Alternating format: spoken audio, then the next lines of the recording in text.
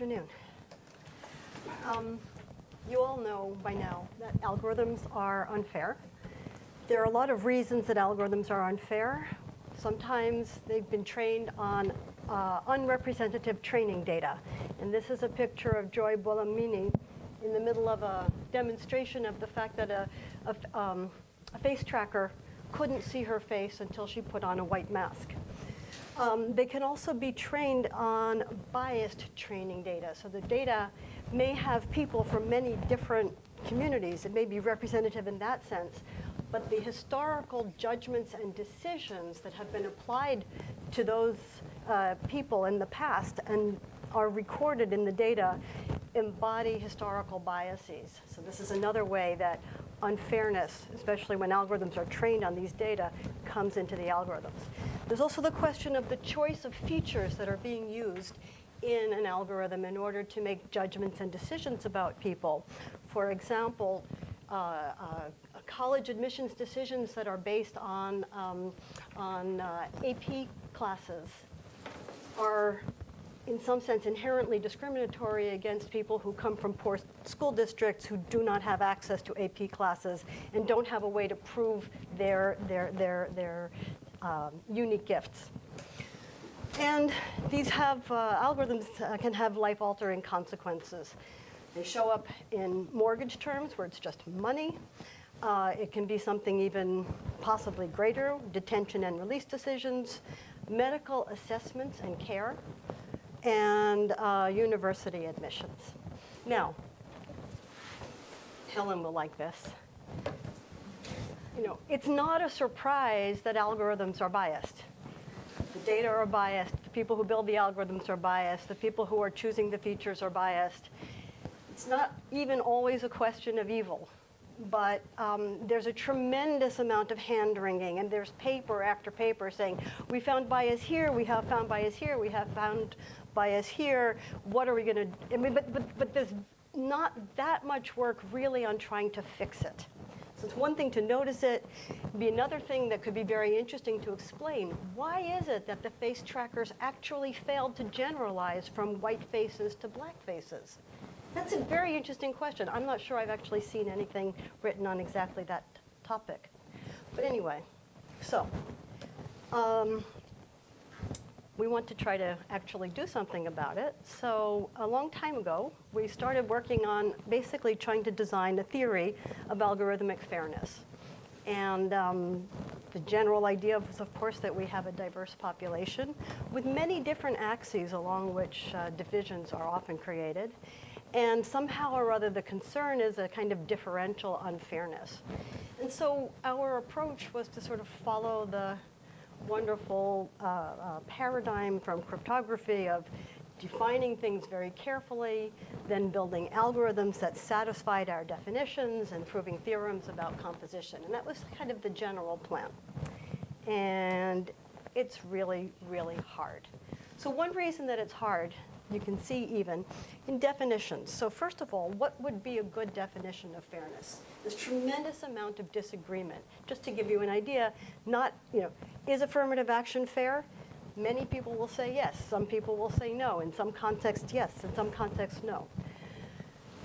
But also, usually when people think about fairness, like the first shot, they think in terms of groups. So a group fairness condition is a kind of a statistical requirement about how a group is treated as a whole. But the group fairness conditions don't necessarily get at something that many people feel is very important, which is an individual sense of fairness. I want to be treated fairly. I don't care. I am not consoled by the fact that my group as a whole is treated well. I want to be treated well, and I want to be treated in an unbiased fashion.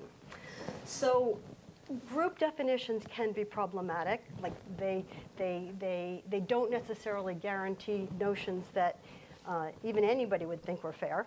You can point to some examples. They fail under scrutiny. And also, many natural group fairness criteria are mutually exclusive. So you can't have all the natural things, or even 3 of the natural things that you want simultaneously. On the other hand, if you try to develop a notion of individual fairness, which says intuitively that similar people should be treated similarly. You have the problem of needing a task-specific metric that says for this particular task, how similar are these two individuals? And where are we going to get that information from? The historically biased training data? I mean, where is our access to ground truth? Okay, so nevertheless, we persist. And there are several veins of work on this topic. And I'm just going to name a few of them, and clearly there isn't time to say anything in detail. So one really interesting vein in the machine learning world is to somehow learn a fair representation of the data. So these are very group-based notions. And the idea is that you have data that lives in some space, and you're going to transform, you're going to learn some kind of an encoding of the data that somehow stamps out sensitive information, but retains sufficient information to permit standard training in machine learning. A different direction is, so the learning of a fair representation really is still looking at group notions. It's a different direction that's been taken by a collection of authors on that kind of aims for somewhere in between the group notions and the individual notions. And these are requirements of fairness or calibration. So calibration is this idea that is very standard in statistics, let's say for weather forecasting, which says essentially that if you look at all of the days for which you predict 70% chance of rain, in fact, in 70% of the cases, it should actually rain. And this should happen sort of for all values of 70. So these works look at fairness or calibration for very large numbers of large overlapping groups. So it's not enough that the answers should be calibrated on their own, but for all of these groups simultaneously, you should have calibration. The fairness results leverage some kind of access to a fairness consultant. Calibration results rely on data samples from the real world.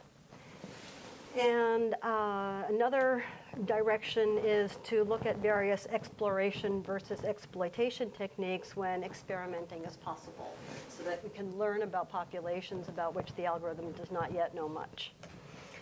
And then there's another vein, which is causality-based reasoning, where you try to rule out effects, quote unquote, caused by being a member of a minority group.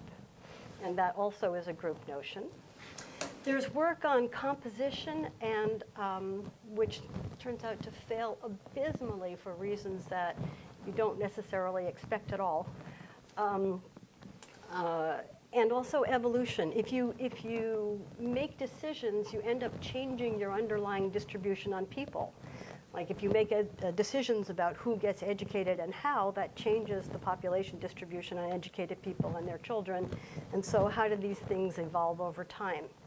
This is another direction of research. And finally, very recent work is leveraging human oracles that are answering very few questions that are difficult for humans to answer to build one of these metrics so that we can actually have individual fairness.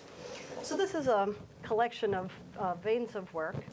And in the summer, we have a cluster that's organized together with Sampath Kannan and Jamie Morgenstem. We'll have about 20 or 25 researchers, including founders of all of these directions, these veins that I've mentioned, and students.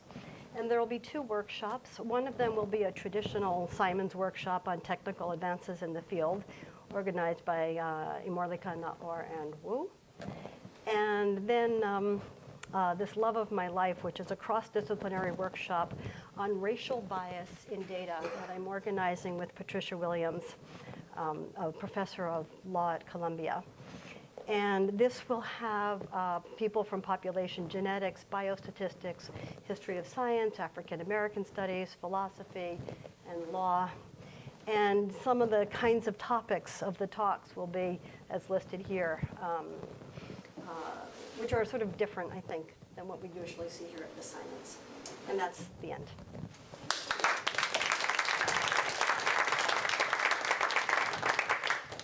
Thanks, Cynthia. Quick question? Yeah. Could you give us an example of a human oracle that you mentioned? So a human oracle, the idea would be to try to build a metric for certain kinds of classification or scoring functions, using as a metric a person who is very knowledgeable and very well trained. And the kinds of difficult questions for such a person would be, how similar or dissimilar are these two people? The idea is to use an easier form of question, which is, among who is closer to A, either B or C? And this tends, apparently, according to the people who study these things in HCI, this is a much easier question for humans to answer. So the idea is to try to have very, very few difficult questions and leverage what you can do with easier questions. Another kind of an easy question is, describe somebody who is far from this person. All right, thanks again.